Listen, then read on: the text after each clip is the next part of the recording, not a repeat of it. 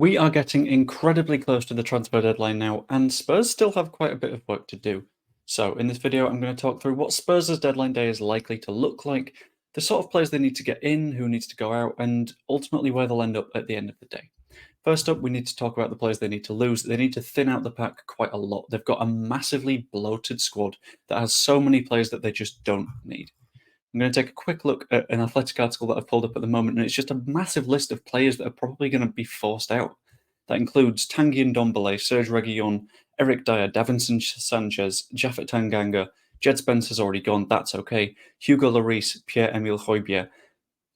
That's an insane amount of players to have to lose with about 24 hours left of the transfer market, and if they're unable to get all of that done, then they'll struggle to either register everyone or they'll need to sort of balance out their lack of attacking signings, and that's a real problem.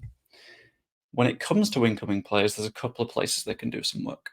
The first of which is in attack. It's a little bit weak up there at the moment, having lost Harry Kane. Who else have they lost again? Lucas Moura's gone as well, Troy Parrott. I think Alfie Devine's also a striker. I'm not quite sure. Sorry, not a Spurs fan. But that's a lot of players that have gone, and when you think about it, they've not really got a centre forward at the club anymore. There's Richarlison, who isn't a striker, that they keep forcing to become a striker, and it just doesn't work because that's not what he does. He's more of sort of an inside forward winger kind of guy coming in from the left.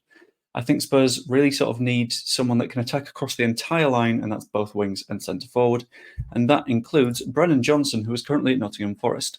Rumours are Forest might sell him for something like £50 million, and that'd be an okay deal for Spurs. Not ideal, of course, because it's not great value at all. Any player for £50 million isn't good value, but it's far from the worst thing that they could do considering the situation that they're in at the moment. The ultimate final question is, will anything happen for Spurs? And I think there'll be something going on. I don't know exactly what.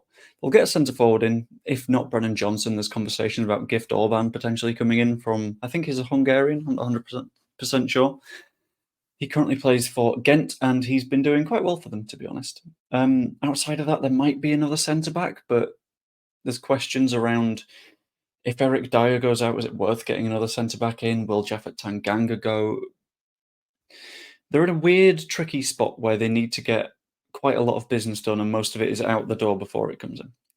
Anyway, comment below what you think is going to happen with them, like the video if you enjoyed, and subscribe. I will see you later.